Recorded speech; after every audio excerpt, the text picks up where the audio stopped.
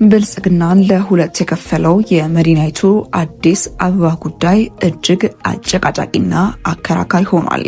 በጉዳዩ ላይ ያልተጠበቁ እጅግ አስደንጋጭ የሆኑ ክስተቶችም እየተመለከትን ነው።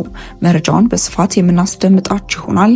አቶ ጌታቸው ረዳ ይህ የጥፋት ቀመር ነው ሲሉ ያቀረቡት ከባድ ውንጀላን በተመለከተ ሰፋ ያለን መረጃን ይዘንላችኋል። እስከ መረጃችን ፍጻሜ ድረስ አብራችሁን ቆዩ። በአዲስ አበባ ከተማ ህጋዊ አቋም ዙሪያ የቀረቡ ምክረ ሀሳቦች በተመካካሪዎች ላይ ልዩነት የፈጠሩ ሆነው ቆይተዋል። አዲስ አበባ የፌዴራል ከተማ ትሁን በሚለው ምክረ ሀሳብ ዙሪያ ስምምነት ላይ ቢደረስም ከተማዋ በተጨማሪነት የኦሮሚያ ክልል ዋና ከተማና መቀመጫ ትሁን በሚለው የተነሳው ምክረ ሀሳብ ግን በስብሰባ አዳራሽ ውስጥ እና ከአዳራሽ ውጪ ውጥረት እንዲሰፍን ማድረጉን ምንጮች ነግረዋል። ይህ ምክረ ሀሳብ አዲስ አበባን በተዘዋዋሪ የኦሮሚያ ክልል ይዞታ የሚያደርግ ነው የሚል ሀሳብ የሚያነሱ ተመካካሪዎች ምክረ ሀሳቡን ለድርድር የማያቀርቡ መሆናቸውን ከሚገልጡ ተመካካሪዎች ጋር እየተሟገቱ መሆናቸው ተሰምቷል። በሁለቱ ስልታዊ ቡድኖች የተዘጋጁ ምክረ ሀሳቦችን አደራጅተው እንዲያቀርቡ ኃላፊነት የተሰጣቸው 30 ተመካካሪዎችም አዲስ አበባ የኦሮሚያ ክልል ዋና ከተማና መቀመጫ ትሁን በሚለው ጉዳይ ስምምነት ላይ መድረስ ባለመቻላቸው ምክንያት የአጀንዳውን ምክረ ሀሳብ አጠናክረው ለስራ ቡድኑ ጉባኤ ማቅረብ አለመቻላቸውን ምንጮች ተናግረዋል። ሌሎች የስራ ቡድኖች ቅዳሜ ነሐሴ 2 ቀን ተጠናቀው በቀረቡ ምክረ ሀሳቦች ዙሪያ ምክክር ቢያደርጉም የፌዴራል ከተሞችን ጉዳይ እየመከረበት የሚገኘው የስራ ቡድን 7 ግን ምክክር ሳያደርግ ለሰኞ ነሐሴ 4 ቀን ቀጠሮ በመያዝም ተበትኗል። የቡድኑን ምክረ ሀሳብ እንዲያጠናክሩ ኃላፊነት የተሰጣቸው 30ዎቹ አጠናካሪ ቡድን አባላት ደግሞ የሚያደርጉት ምክክር እንዲቀጥሉ መወሰኑን ምንጮች ተናግረዋል። ለሁለት የተከፈለው ብልጽግና ፓርቲ ጉዳይ በእጅጉ እያነጋገረ ነው። የብልጽግና ፓርቲ አባላት በአጀንዳው ዙሪያ ለሁለት የተከፈለ አቋም ማራመዳቸውን ቀጥለዋል። የፓርቲው አመራሮች አዲስ አበባ የኦሮሚያ አካል ትሁን የሚለውን አማራጭ ደግፈው ሀሳብ ሲሰነዝሩ የነበሩ አባላቱን ማስጠንቀቁ በስፋት መዘገቡ የሚታወስ ሲሆን አሁን ደግሞ ፊቱን ከተማዋ የኦሮሚያ ዋና ከተማ ትሁን የሚለውን ምክረ ሀሳብ ወደ ተቃወሙ አባላት አዙሯል። በማዕከል ደረጃ ያሉ የፓርቲው ከፍተኛ አመራሮች አዲስ አበባ የኦሮሚያ ክልል ዋና ከተማና መቀመጫ መሆኗ በሕገ መንግስቱ ይካተት የሚለው ምክረ ሀሳብ ተቀባይነት እንዲያገኝ ግፊት ማድረግ መጀመራቸውም ተሰምቷል። ይህንን ምክረ ሀሳብ ለሚቃወሙ የፓርቲው አባላት ከፓርቲው አቋም ውጪ እየተንቀሳቀሳችሁ ነው የሚል የማስጠንቀቂያ መልእክት እንደደረሳቸው የገለጹት ምንጮችም በከፍተኛ አመራሮች ጫና የመፍጠር ስራ እየተከናወነ መሆኑም ተሰምቷል። በተለይም በአማራ ክልል መንግስት ውስጥ የኃላፊነት ሚና ያላቸውና ከምክክር ጉባኤው ጀምሮ አንስቶ አዲስ አበባ የፌዴራል ከተማ ትሁን የሚለውን አማራጭ ደግፈው እየሞገቱ የሚገኙ ተመካካሪዎች ጫና እየተደረገባቸው እንደሚገኝ ተሰምቷል። አዲስ አበባ የፌዴራል ከተማ ትሁን በሚለው ምክረ ሀሳብ ዙሪያ ስምምነት ላይ የተደረሰው አዲስ አበባ የኦሮሚያ አካል ትሁን የሚለውን አቋም ማንጸባረቁ የፓርቲው አባላት ላይ በተደረገው ጫና ምክንያት መሆኑን የሚያነሱ የፓርቲው ከፍተኛ አመራሮች ከተማዋ የኦሮሚያ ክልል ዋና ከተማ መሆኗን እውቅና መስጠት እንደ ማካካሻ የሚታይ ሊሆን ይገባል የሚል አቋም እንዳላቸው ምንጮች ጠቁመዋል። ከምክክር አዳራሽ ውጪ እየተካሄደ ያለው ድርድር በምክክር አዳራሾች ከሚደረገው የምክክር ሂደት ውጪ ትይዩ የሆኑ ድርድሮች እየተካሄዱ መሆናቸውም ተሰምቷል። የማንነት እውቅና፣ የአስተዳደር መዋቅርና ሌሎች ጥያቄዎች ያላቸው ፓርቲዎች ከብልጽግና ፓርቲ ድጋፍ እንድታገኙ በአዲስ አበባ ጉዳይ አግዙን የሚል መደራደሪያ እየቀረበላቸው መሆኑን የመረጃ ምንጫችን ጥያቄው ከቀረበላቸው የፓርቲው አመራሮችም መሰማቱን ዘግቧል።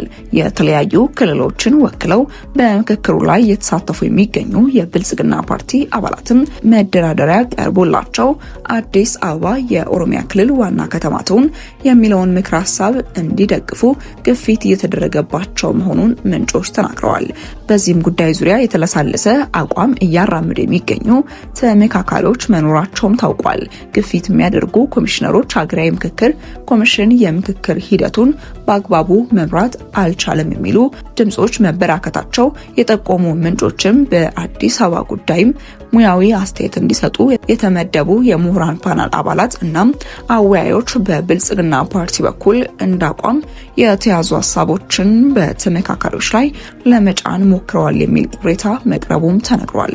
ኮሚሽኑ ሙያዊ ኃላፊነታቸውን በአግባቡ ያልተወጡና በቂ ሙያዊ ክህሎት ሳይኖራቸው በምሁራን ፓናል ውስጥ የተካተቱ ግለሰቦች ላይ እርምጃ አለመውሰዱም ጥያቄ አስነስቷል። ከዚህ ቅሬታ ባሻገር ተመካካሪዎች አዲስ አበባ የኦሮሚያ ክልል ዋና ከተማ ትሁን የሚለውን ምክር ሀሳብ እንዲቀበሉ ግፊት እያደረጉ የሚገኙ ኮሚሽነሮች መኖራቸውም ተሰምቷል። ይህ የኮሚሽነሮች ተግባር ቅሬታ የፈጠረባቸው የፖለቲካ ፓርቲዎች ኮሚሽነሮች ገለልተኛ ሆነው እንዲሰሩ በተናጠል ባደረጉት ስብሰባ መጠየቃቸውም ተሰምቷል።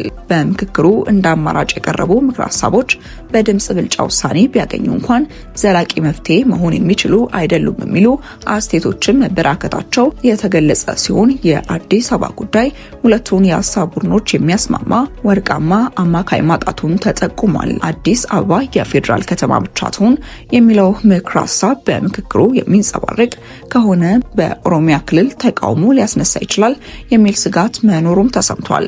ብልጽግና ፓርቲም በኦሮሚያ ክልል አለኝ የሚለውን ተቀባይነት ላለማጣት አዲስ አበባ የፌዴራል እንዲሁም የኦሮሚያ ክልል ዋና ከተማ ትሁን የሚለውን ምክር ሀሳብ አጠናክሮ ቢዝም ከዚህ ምክር ሀሳብ በተቃራኒ የቆሙ ወገኖች መበራከት ፓርቲውን አጣብቅኝ ውስጥ የጣለ ጉዳይ ሆኗል። ይህ እውነታ በምክክሩ ከቀረቡ ምክር ሀሳቦች መካከል አንዱ በድምጽ ብልጫ ቢጸድቅም አንድን ወገን አሸናፊ ሌላኛውን ደግሞ ተሸናፊ የሚያደርግ ይሆናል የሚል ስጋትን ፈጥሯል። በአጀንዳው ዙሪያ እየተደረገ የሚገኘው ምክክር ሁለቱንም ወገኖች ሊያቀራርብ የሚችል ወርቃማ አማካይ ማግኘት እንደተሳነው ያሰመሩበት ምንጮችም ከአጀንዳ ውጪ የሆነ ድርድር እንዲካሄድ ለማስቻል እንቅስቃሴዎች መጀመራቸውም ተነግሯል። የምክር ሀሳብ አጠናካሪ ቡድን ከሚያደርገው ጥረት ባሻገር በትይዩ የሚካሄደው ድርድር የአጀንዳውን እጣ ፈንታ የመወሰን እድሉ ከፍተኛ መሆኑን ተሰምቷል። ምክክሩን ለማሳደር የቀረበው ሀሳብ የኮሚሽኑ ኮሚሽነሮች እንዲሁም በሀገራዊ ምክክር ሂደቱ ድርሻ ያላቸው አካላት የተካሄደ የሚገኘው የምክክር ሂደቱ በሁሉም ጉዳዮች ዙሪያ መግባባትና መፍትሄ ላያመጣ ይችላል የሚል ሀሳብ በተደጋጋሚ ሲሰነዘርም ተሰምቷል። በአጀንዳው ዙሪያ እየተነሱ የሚገኙ ሀሳቦች በሌሎች አጀንዳዎች ላይ እየተካሄደ ያለውን ምክክር ተጽዕኖ ውስጥ መክተታቸውን ያነሱ ወገኖች የአዲስ አበባን ጉዳይ ለጊዜው በማቆየት በሌሎች አጀንዳዎች ላይ እየተካሄዱ ያሉ ምክክሮችን ማጠናቀቅ ላይ ትኩረት እንዲደረግም ለኮሚሽኑ ምክር ሀሳብ እንደቀረበ ሰምቻለሁ ስትል ዋዜማ በዘገባዋ ላይ ይህንን ጉዳይ በስፋትም አብራርታለች። ወደ ቀጣይ ጉዳያችን ስናመራ የትግራይ ክልል ጊዜያዊ አስተዳደር ፕሬዝዳንት አቶ ጌታቸው ረዳ የህወሓት አመራሮች ከኤርትራው የኢሳያስ አፈወርቂ ስርዓትና ከሌሎች የፌዴራል መንግስቱን በሚቃወሙ ኃይሎች ጋር የሚፈጥሩት ጥምረት በትግራይና በመላው ሀገሪቱ ላይ ታላቅ ጥፋት የሚያመጣ የጥፋት ቀመር ነው ሲሉ ኮነኑ። አቶ ጌታቸው በማህበራዊ ትስስር ገጻቸው ባስተላለፉት መልእክት እንዳመላከቱት የህወሓት አመራር ቀደም ሲል የፌዴራል መንግስቱን ለማፍረስ ከውስጥና ከውጭ ኃይሎች ጋር የሚያደርገውን እንቅስቃሴ ሲክድ ቢቆይም አሁን ላይ ግን የማይመለስበትን ወሳኝ እርምጃ መውሰዱንና ወደ ኃይል አማራጭ መሸጋገሩን በአደባባይ እያወጀ ይገኛል። የህወሓት አመራር ዓላማ የምዕራብ ትግራይን ቦታዎች በሰላማዊ መንገድ ማስመለስ ወይም የፕሪቶሪያውን ስምምነት ማስፈጸም ሳይሆን አዲስ አበባ ያለውን የፌዴራል መንግስት በኃይል መገልበጥ ነው ብለዋል። የኢሳያስ አፈወርቂ ሚና ደግሞ በቅርቡ በሸረሪና የተከሰተውን ግጭትና የተማረከውን በርካታ የጦር መሳሪያ እንደ ማሳያ በማቅረብ የኤርትራው ፕሬዝዳንት ኢሳያስ አፈወርቂ ትግራይን ከለላ ለማድረግ ጠቃሚ ሞኞችን በመመልመል በትግራይና በአማራ እናቶችና ህጻናት ላይ ቁማር እየተጫወቱ ነው ሲሉ ከሰዋል። ለትግራይ ሰራዊት ባቀረቡት ጥሪም ሰራዊቱ ሊገደው የሚገባው የህዝቡ ህልውና እንጂ ጦርነትን እንደ ጡረታ መውጫቸው ያደረጉ ጥቂት አካላት አለመሆናቸውን በመገንዘብ በቃ ሊሏቸው እንደሚገባና የተደቀነውን ስጋት በሰላማዊ መንገድ ብቻ መፍታት እንደሚቻል አሳስበዋል። የፌዴራል መንግስቱ ለፕሪቶሪያ የሰላም ስምምነት ሙሉ ትግበራ ታማኝ ሆኖ እንዲቀጥልና ተደጋጋሚ ትንኮሳዎች ቢኖሩም ትዕግስቱን አጠራክሮ የሰላም አማራጮችን ክፍት እንዲያደርግም ጠቁመዋል። ወደ ተመልካቾቻችን ለእሳቱ የነበረን መረጃ ይህንን ይመስል ነበር። አብራችሁን ስለነበራችሁ እጅግ አድርገን እናመሰግናለን። በቀጣይ መረጃችን እስክንገናኝ ድረስ መልካም ቆይታ።